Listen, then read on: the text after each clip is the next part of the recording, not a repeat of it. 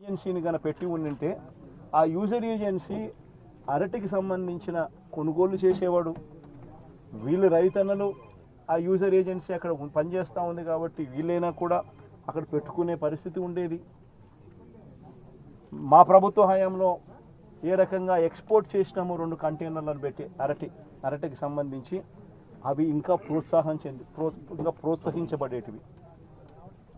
ఈరోజు చూస్తే ఎంత దారుణమైన పరిస్థితి అని అంటే, ఒకవైపున రైతుల పరిస్థితి ఈ వర్షాల వల్ల, ఈ గాలుల వల్ల